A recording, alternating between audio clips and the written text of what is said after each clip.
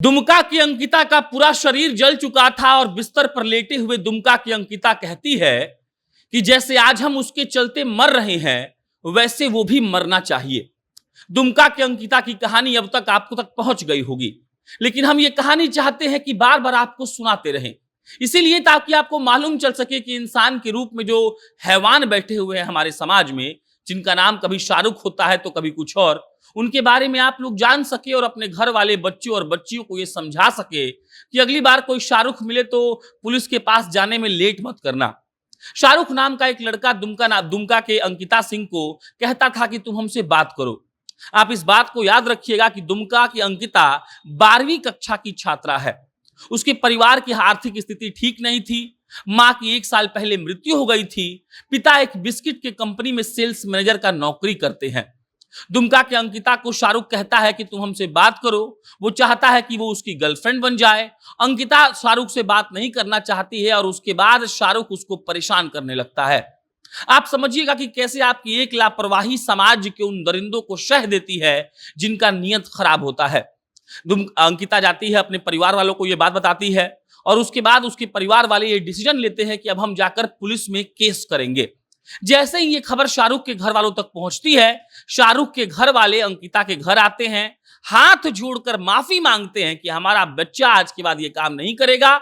शाहरुख का अपना बड़ा भाई आता है और कहता है कि मेरा छोटा भाई आज के बाद ऐसा काम नहीं करेगा। अंकिता का परिवार को लगता है कि देखिए ये लोग ऐसा कह रहे हैं तो इनके बातों में सच्चाई होगी और हम लोगों को केस नहीं करना चाहिए। अंकिता का परिवार केस नहीं करता है, सब कुछ ठीक ठाक चलता है, लेकिन 15 दिन बाद तारीख आती है 23 अगस्त को। शाहरुख ने कहीं से अंकिता का नंबर निकाला, अंकिता को फोन करके कहा कि अगर तुम हमसे बात नहीं करोगी, अगर तुम मेरा बात नहीं मानोगी तो हम तुमको मार देंगे। अंकिता को लगा कि ऐसा थोड़ी हो जाएगा, कोई इतना निर्दयी और इतना दरिंदा कैसे हो सकता है कि हमको कोई मार दे। अंकिता सोई हुई थी। 23 अगस्त को सुबह तड़के 4 बजे वो देखती है कि खिड़की के पास हाथ में एक पेट्रोल का गैलन लिए शाहरुख अपने दोस्त छोटू खान के साथ खड़ा है और उसके बाद पेट्रोल छिड़क रहा है। पेट्रोल छिड़क कर उसने आग लगाई, अंकिता के शरीर पर आग लग गई और उसके बाद सब खेल शुरू हुआ।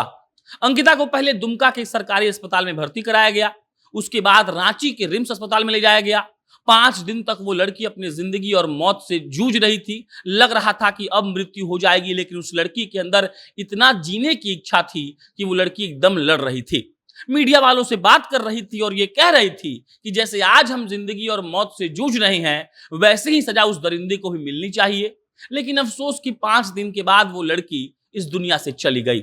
इस दुनिया से तो वो जा चुकी है, लेकिन शाहरुख जैसे वो लड़के जो खिड़की से जाकर पेट्रोल फेंकते हैं, किसी लड़की का मोबाइल नंबर खोज कर उसे फोन करते हैं और कहते हैं कि हम तुमको मार देंगे अगर तुम हमसे बात नहीं करोगी तो, और खास बात यह है कि वो लड़के सच में मार देते हैं, उन लड़कों के खिलाफ कितना आक्रोश इस समाज में होगा आप समझ सकते हैं। लेकिन एक सवाल ये उठता है कि आखिर अंकिता सिंह को क्यों शाहरुख ने मार दिया? क्यों आखिर अंकिता के परिवार का शाहरुख के परिवार पर भरोसा करना महंगा पड़ गया? शाहरुख के प्रति वो लोग केस करने जा रहे थे थाने में। शाहरुख का बड़ा भाई आता है और कहता है कि हमारा भाई आज के बाद ये काम नहीं करेगा। अंकिता के परिवार वाले इतने भोले होते हैं कि वो शाहरुख के बातों में आ जाते हैं कि हाँ ये लड़का अब काम नहीं करेगा, लेकिन शाहरुख उसको जला देता है, बकायदा जिंदा जला देता है और वो लड़की 5 दिन जिंदगी और मौत के बीच झूल रही थी और अंततः वो अपनी जिंदगी से हार गई और इस दुनिया से चली गई। तमाम तरह की बातें हो रही हैं। जो वहां के एसडीपीओ साहब हैं नूर मुस्तफा, उन पर इस बात का आरोप लग रहा है कि वो शाहरुख को बचा रहे हैं।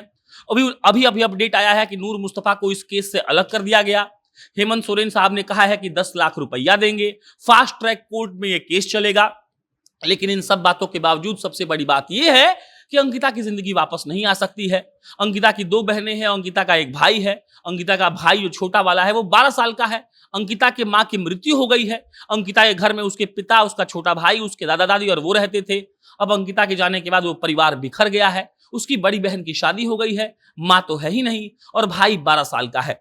भाई अपने मुंह जुबानी बताता है रात का वाकया कि हमने सुबह उठे तो देखे कि दीदी के शरीर में आग लगा हुआ है, दीदी चिल्ला रही है, पापा से मदद मांग रही है, इधर उधर दौड़ रही है और जब तक मेरे पापा उसको बचाते तब तक उसका आधा से ज्यादा शरीर जल चुका था। रात को दुमका के अस्पताल ले जाया गया और स्थिति जब नहीं सुधरी तो रांची के रिम्स अस्पताल में अंकिता को ले जाया गया। लेकिन 5 दिनों के बाद अंकिता जिंदगी से लड़ाई हार जाती है और इस दुनिया को छोड़कर चली जाती है।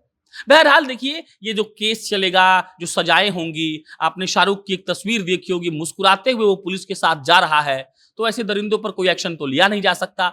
लेकिन हाँ, ये जरूर किया जा सकता है कि आप अपने घर वालों को समझाएं कि जब कोई अगला शाहरुख आपके पास आकर आपका नंबर मांगे या आपको फोन करे, तो उसी वक्त एक्शन ले।